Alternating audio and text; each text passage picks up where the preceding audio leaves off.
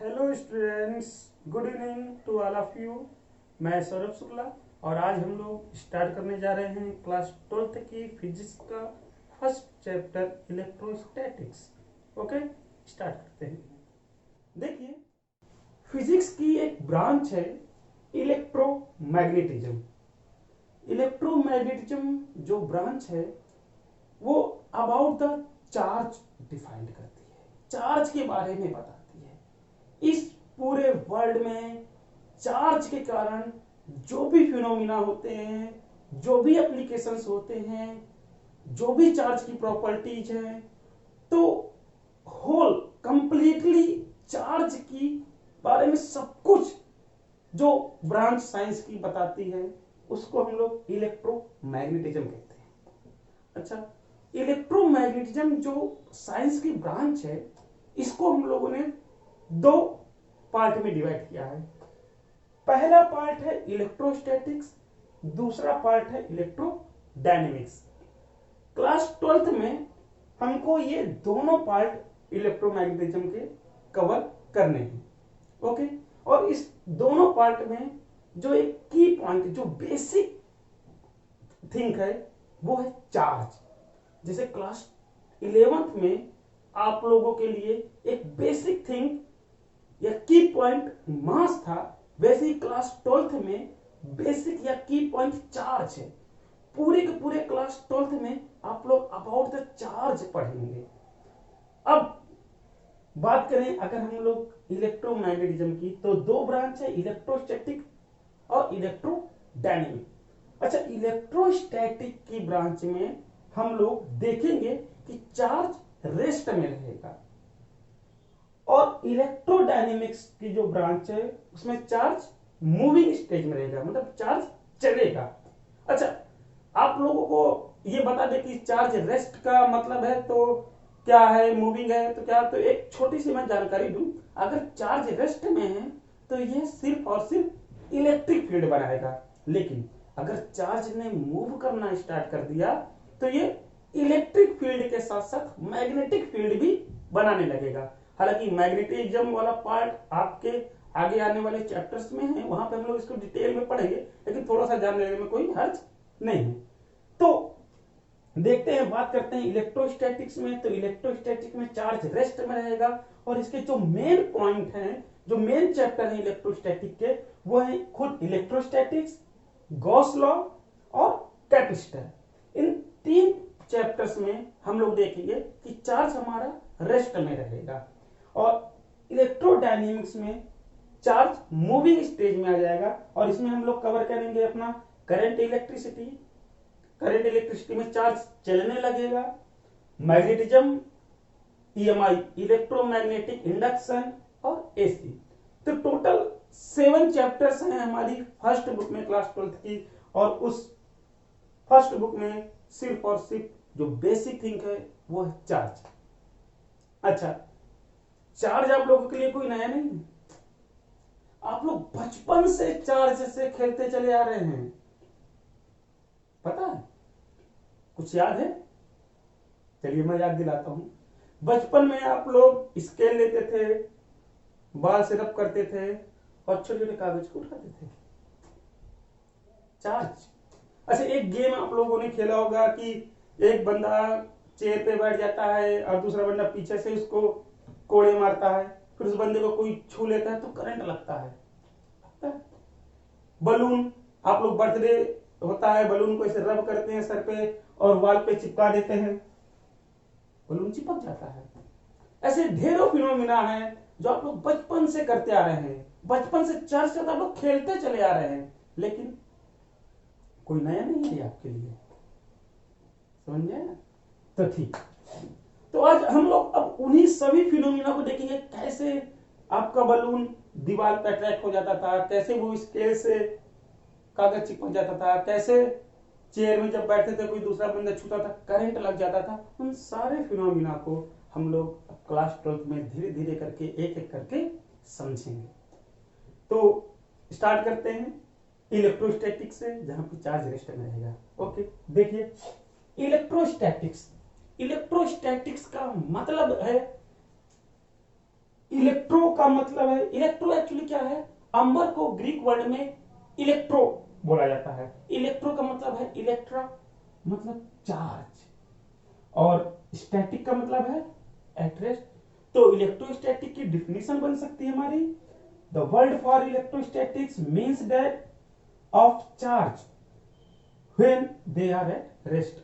मतलब इलेक्ट्रोस्टैटिक में जब चार्ज रेस्ट में रहेगा तो उसके सारे फिनोमिना, सारे एप्लीकेशन, उसकी सारी प्रॉपर्टी हम लोग इलेक्ट्रोस्टैटिक में पढ़ेंगे।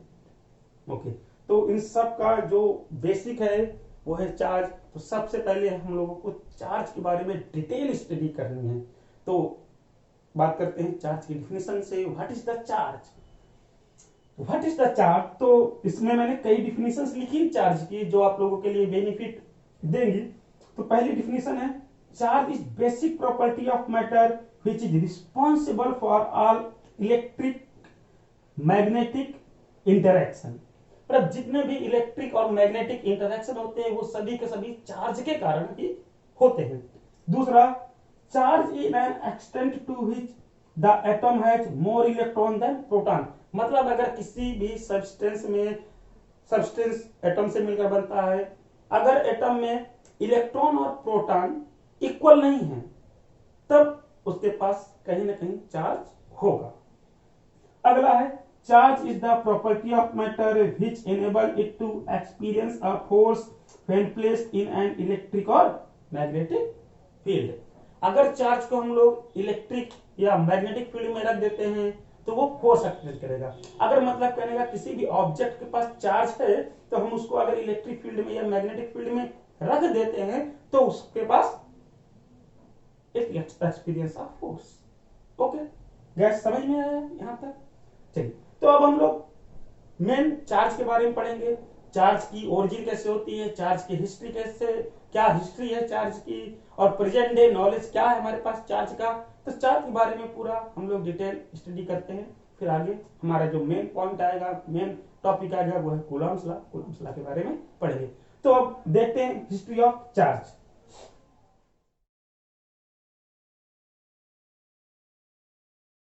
स्टूडेंट्स, अब देखते हैं थोड़ा हिस्ट्री ऑफ चार्ज।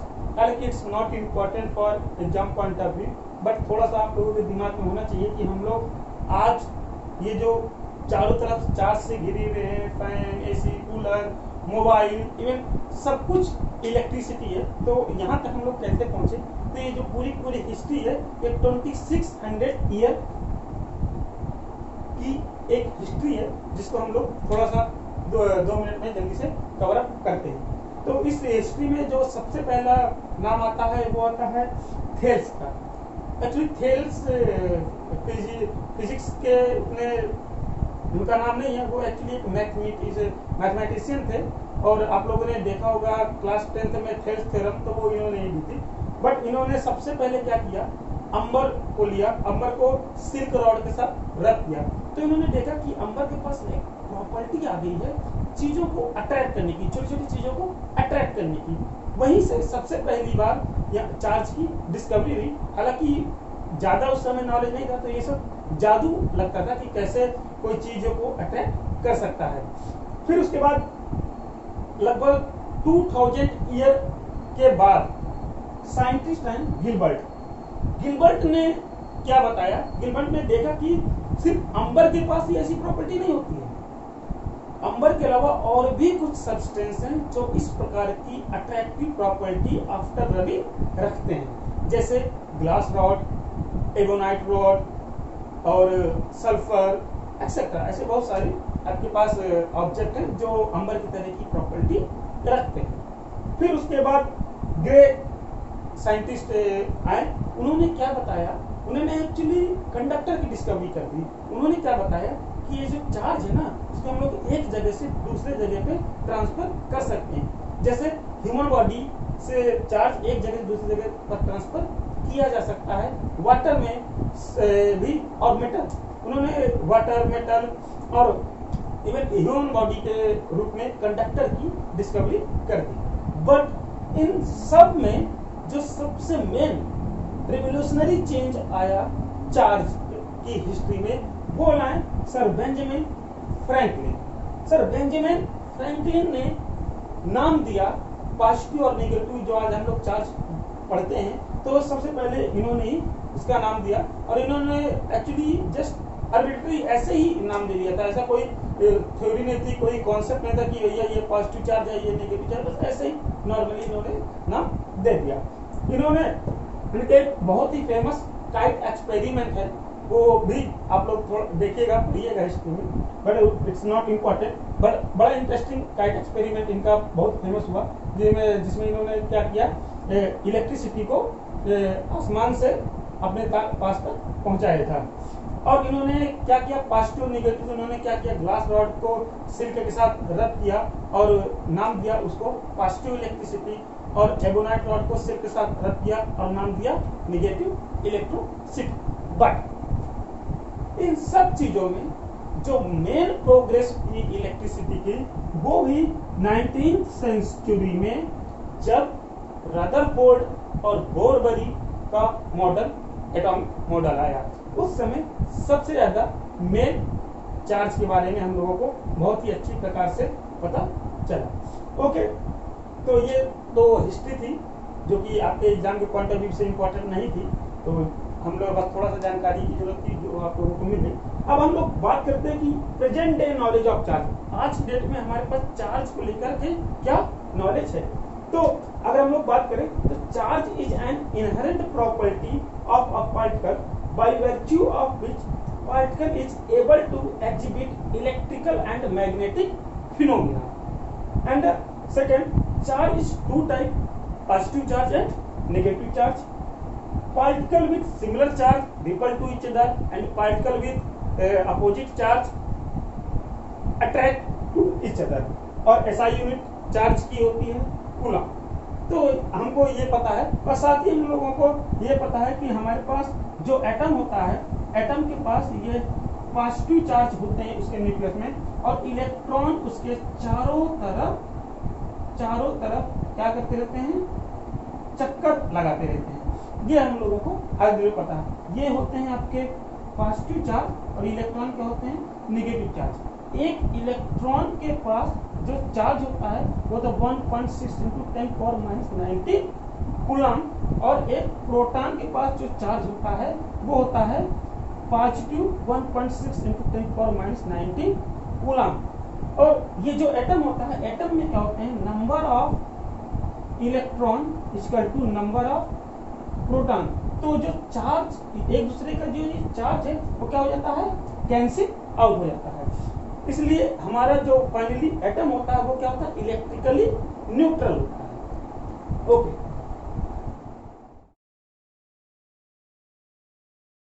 ओके, तो फिर ये देखिए इलेक्ट्रोस्टैटिक सीरीज। एक्चुअली क्या है कि जब भी हम किसी ऑब्जेक्ट को, एक ऑब्जेक्ट को दूसरे ऑब्जेक्ट के साथ रब करते हैं तो उसमें चार्ज की ओरिजिन हो जाती है। और ये कैसे होता है कि कोई ऑब्जेक्ट पॉजिटिव चार्ज होता है, कोई ऑब्जेक्ट नेगेटिव चार्ज होता है, ये डिपेंड करता है कि ऑब्जेक्ट के पास इलेक्ट्रॉन को लूज करने की क्या टेंडेंसी है, ऑब्जेक्ट के पास इलेक्ट्रॉन को होल्ड करने की क्या टेंडेंसी है। एक एग्जांपल के तौर पे मैं अगर आपको बताता हूं कि अगर हमारे पास कोई सब्सटेंस ए है, बी है और सी है, ए की जो टेंडेंसी है इलेक्ट्रॉन को लूज करने की वो सबसे ज्यादा है, बी की उससे कम है और सी की सबसे कम है। तो अगर हम लोग ए को बी के साथ रब करते हैं तो ए हमारा जो होगा वो पॉजिटिवली चार्ज होगा और बी जो हमारा होगा वो नेगेटिवली चार्ज होगा। मतलब कहने का कि ए की जो टेंडेंसी इलेक्ट्रॉन को लूज करने की वो ज्यादा है और बी की जो टेंडेंसी इलेक्ट्रॉन को लूज करने की वो कम है। तो यहां पर क्या होगा, ए इलेक्ट्रॉन लूज करेगा और बी उसको क्या करेगा, होल्ड करेगा। तो ए पॉजिटिव चार्ज हो जाएगा और बी नेगेटिव चार्ज हो जाएगा। बट ऐसा नहीं है कि हमेशा बी नेगेटिवली चार्ज ही होगा। अगर हम लोग बी को सी के साथ रब करते हैं तो यहां पर बी की इलेक्ट्रॉन को डोनेट करने की टेंडेंसी ज्यादा है कंपेयर टू सी। तो यहां पर अब बी आपका पॉजिटिव चार्ज होगा और सी क्या होगा, नेगेटिव चार्ज होगा। तो इसी प्रकार से एक इलेक्ट्रोस्टैटिक सीरीज बनाई गई है कि कौन सा ऑब्जेक्ट पॉजिटिव चार्ज होगा, कौन सा ऑब्जेक्ट नेगेटिव चार्ज होगा जब हम दो ऑब्जेक्ट को आपस में रबिंग करेंगे। तो if two substance are rubbed together the former in series acquires the positive charge and latter the negative charge. तो ये एक सीरीज है इसमें glass, flannel, wool, silk, hard metal, hard rubber and sealing wax, resin, sulphur. तो अगर हम लोग बात करें तो इसकी जो टेंडेंसी है ना इलेक्ट्रॉन को होल्ड करने की, ऊपर से नीचे की ओर अगर हम लोग जाएंगे तो वो इंक्रीज करेगी। मतलब सबसे ज्यादा जो टेंडेंसी इलेक्ट्रॉन को होल्ड करने की वो है सल्फर की, और सबसे कम टेंडेंसी इलेक्ट्रॉन को होल्ड करने की ग्लास की। और इसी प्रकार से अगर हम लोग देखें तो अगर हम लोग देखते हैं नीचे से ऊपर की ओर आते हैं तो इलेक्ट्रॉन को लूज करने की टेंडेंसी बढ़ती चली जाती है। तो सबसे ज्यादा इलेक्ट्रॉन को लूज करने की टेंडेंसी ग्लास की है और सबसे कम इलेक्ट्रॉन को लूज करने की टेंडेंसी सल्फर की है। तो अगर हम लोग ग्लास को फनेल के साथ रब करेंगे तो ग्लास आपका पॉजिटिव चार्ज होगा और फनेल आपका नेगेटिव चार्ज होगा। लेकिन अगर फनेल को वूल के साथ रब कर दिया तो यहाँ पर फनेल आपका पॉजिटिव चार्ज हो जाएगा और वूल नेगेटिव चार्ज हो जाएगा। तो इसी प्रकार से हम लोग चलते जाते हैं। अगर ग्लास को हम लोग हार्ड मेटल के साथ रब करेंगे तो glass positive, hard metal negative. Glass को अगर हम लोग इनमें से किसी के भी साथ रब करेंगे तो ग्लास ऑलवेज पॉजिटिव चार्ज होगा, बाकी मेटल नेगेटिव चार्ज होंगे। लेकिन अगर हम लोग सिल्क को हार्ड रबर के साथ रब कर देते हैं तो यहाँ पर सिल्क में पॉजिटिव चार्ज आ जाएगा और हार्ड रबर में नेगेटिव चार्ज आएगा। तो ये आपकी इलेक्ट्रोस्टैटिक सीरीज थी। किसी भी सब्सटेंस को, एक सब्सटेंस को दूसरे सब्सटेंस के साथ जब हम लोग रब करते हैं तो एक सब्सटेंस के ऊपर पॉजिटिव और दूसरे सब्सटेंस के ऊपर नेगेटिव चार्ज आता है, और ये डिपेंड करता है कि सब्सटेंस के पास इलेक्ट्रॉन को होल्ड करने की या इलेक्ट्रॉन को लूज करने की क्या टेंडेंसी है। ओके, अब नेक्स्ट हम लोग देखेंगे प्रॉपर्टी ऑफ चार्ज। तो बेसिक प्रॉपर्टी ऑफ चार्ज में जो हमारी सबसे पहली प्रॉपर्टी है वो है additive nature of charge. Additive nature of charge. Additive nature of charge का मतलब क्या है कि चार्ज हमारा एक स्केलर क्वांटिटी है। मतलब कहने का कि चार्ज को हम लोग अलजेब्रा के रूप में जोड़ सकते हैं। अलजेब्रिक फॉर्म में कैसे? जैसे हमारे पास 2 कूलम चार्ज है और 3 कूलम चार्ज है, तो टोटल चार्ज कितना हुआ? अलजेब्रिक फॉर्म में हम लोग सीधे से बता सकते हैं टोटल चार्ज हुआ 5 कूलम। तो हम लोग ये कह सकते हैं charge is scalar quantity. Charge is scalar quantity. Okay, दूसरा हम लोग देखते हैं चार्ज की अगली प्रॉपर्टी है charge is quantized. Charge is quantized. Charge जो होता है वो बेटा क्वांटाइज्ड होता है। मतलब कहने का अगर हमारे पास ये कोई एक ऑब्जेक्ट है, इस ऑब्जेक्ट के पास कुछ चार्ज Q है, तो अगर हम लोग इसको चार्ज को काट काट के स्मॉल पीसेस में करें तो इसका जो सबसे स्मॉलेस्ट क्वांटिटी होगी वो हमको मिलेगी एक इलेक्ट्रॉन के बराबर पास जितना चार्ज होता है उतनी ही स्मॉलेस्ट क्वांटिटी मिलेगी। मतलब इस ऑब्जेक्ट में जो टोटल चार्ज होगा वो इलेक्ट्रॉन का इंटीग्रल मल्टीपल होगा। फॉर एग्जांपल इस पे जो चार्ज होगा वो 2 इलेक्ट्रॉन के बराबर होगा, 10 इलेक्ट्रॉन के बराबर होगा, एक्सेट्रा। इसमें चार्ज कभी भी हाफ इलेक्ट्रॉन, 3/2 इलेक्ट्रॉन इस प्रकार से चार्ज नहीं होगा। मतलब जब भी किसी ऑब्जेक्ट का हम लोग टोटल चार्ज देखेंगे तो चार्ज उसमें इलेक्ट्रॉन के मल्टीपल के कारण ही होगा, क्योंकि किसी भी ऑब्जेक्ट में जब चार्ज की ओरिजिन होती है तो या तो उसमें इलेक्ट्रॉन निकालते हैं या तो इलेक्ट्रॉन उसमें डालते हैं। तो अगर एक इलेक्ट्रॉन निकलेगा तो उसमें एक इलेक्ट्रॉन के बराबर मिनिमम चार्ज तो स्टेबल हो जाएगा।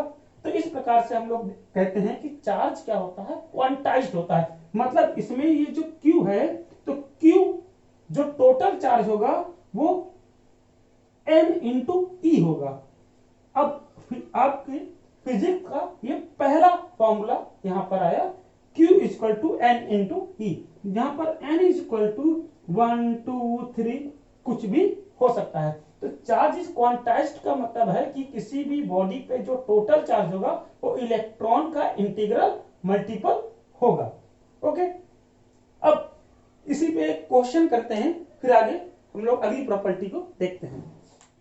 तो देखिए, एक हमारे पास अभी यही चार्ज हमारा जो क्वांटाइज्ड होता है उसका एक क्वेश्चन है।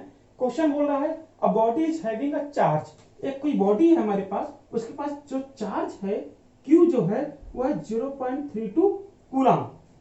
हाउ मेनी इलेक्ट्रॉन, और ये चार्ज कैसा है, positive. How many electron have been added to और रिमूव फ्रॉम इट। तो इसमें पूछ रहा है कि इस बॉडी में हम लोगों ने कितने इलेक्ट्रॉन डाले हैं या कितने इलेक्ट्रॉन यहां से हम लोगों ने निकाला है। तो सबसे पहले तो अगर हम लोग बात करें, अगर ये पॉजिटिव चार्ज इसमें डेवलप हुआ है, इसका मतलब क्या है कि इससे कुछ इलेक्ट्रॉनों को बाहर निकाला गया है। अब कितने इलेक्ट्रॉन बाहर निकाले गए हैं, तो अभी भी हमारे पास फॉर्मूला था Q equal to N into E. Total charge Q यहाँ पे दिया हुआ है और एक इलेक्ट्रॉन के पास कितना चार्ज होता है ये हमको पता होता है। एक इलेक्ट्रॉन के पास चार्ज कितना होता है, 1.6 इंटू 10 की पावर माइनस 19 कूलम। तो हम लोग यहाँ पर अगर देखें तो N is equal to Q upon E। Q की वैल्यू हमको पता है 0.32 और इलेक्ट्रॉन की वैल्यू क्या है 1.6 इंटू 10 की पावर माइनस 19। तो जब हम लोग इसको सॉल्व करते हैं तो सॉल्व करके अगर हमारा 2 इंटू 10 की पावर 18 इलेक्ट्रॉन, मतलब कहने का इस बॉडी से 2 इंटू 10 की पावर 18 इलेक्ट्रॉन जब हम लोग बाहर निकालेंगे तो इसमें इतना चार्ज डेवलप होगा। ओके, अब हम लोग नेक्स्ट प्रॉपर्टी देखते हैं। तो देखिए हम लोग अगला प्रॉपर्टी देखते हैं, conservation of charge. Conservation of charge में क्या है, in an isolated system the total charge remains constant. मतलब कहने का कि कोई भी एक आइसोलेटेड सिस्टम है अगर हमारे पास, तो उस पर जो टोटल चार्ज होगा वो क्या होगा, कांस्टेंट होगा। In other words, charge can neither be created nor be destroyed, only it can transfer from one body to another.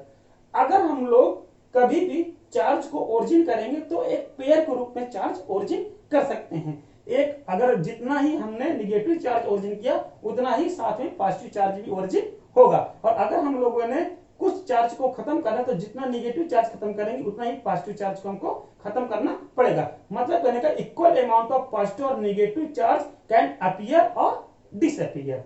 Okay, ठीक।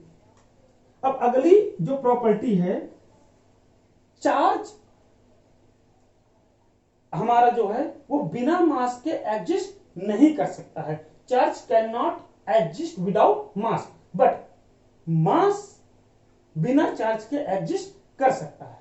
ओके, तो हम लोग अगली प्रॉपर्टी अपनी लिखते हैं, चार्ज कैन नॉट एग्जिस्ट